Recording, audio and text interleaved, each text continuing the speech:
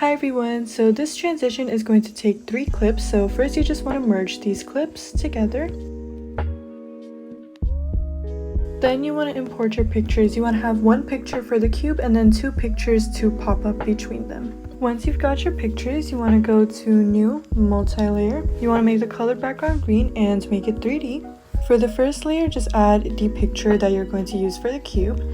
Go to Layout, and you want to find this square split. Now you want to drag this thing and pull it all the way up like that. We're going to add the keyframes later, we just need to place the little pictures in between first. So for your second layer, add the first picture you want to pop up and add a mask.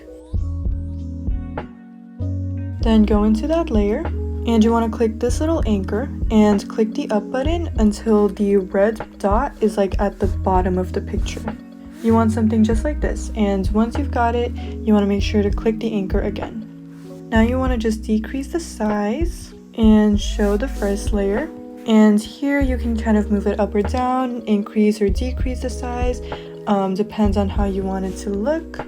Now we're going to keyframe this, so go to about 1.00 and you want to mark down the size, and at the beginning you want to make it 0.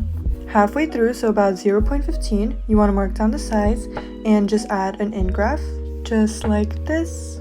And then go to your second keyframe and add an out graph, just like this. Now for layer 3, we're basically doing the same thing, so just have your picture that you're gonna pop up and add a mask to it. Then go into that layer. Again, you want to move the anchor point to the bottom of the picture. This time you also want to rotate your picture by 50. Now you can show the other layers. And just like we did with the first one, you want to just decrease the size and move it to wherever you want on this side of the cube. And once you've got it in place, you want to go to the end of your clip, and that's where you're going to mark down the size this time. Now go to about 0.15 and make the size 0, and do the same thing at the beginning. Now go to about 1.00 and mark down the size and add an in graph, just like this. Then go to the end and add an out graph, just like this. Now we're going to go back to layer 1. In the beginning, you want to make the layout 0, and at 1.00 you're going to increase the layout. Doesn't have to be at 100, just increase it so that the pictures will still fit in between. So just like this, you obviously don't want the little cube to cut off the head. Then go to 0.15 and that's where you're going to mark down the layout, then add an in graph. Then go to the second keyframe and add an out graph.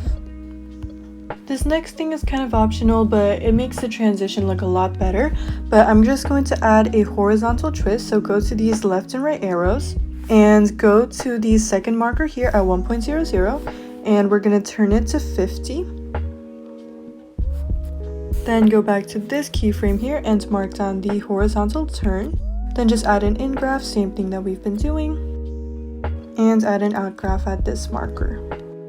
Now I'm going to add a master and add all of the layers. First, I'm just going to increase the cube a little bit. You don't have to do this if you're happy with the size, but I just want to make it bigger. Now you want to go to 1.00 and you want to just drag down the pad so that it centers the little pop-up. Now go to about 0.15 and you're going to mark down the pad and just add an in graph, then an out graph.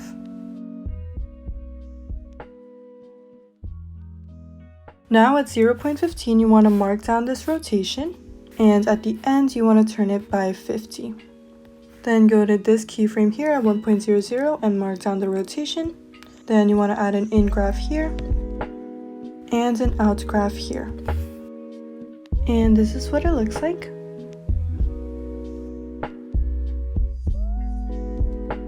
Alternatively, instead of this type of rotation, you can do a vertical rotation. So here at 0.15, I'm going to mark down the up and down arrows. And at the end, I'm going to turn that to 50. And once again, you just want to mark it at 1.00 and add your graphs there. First, add an in graph. And at the end, add an out graph. And this is what that version looks like. Once you're happy with how it looks, you can just create the clip and you're done.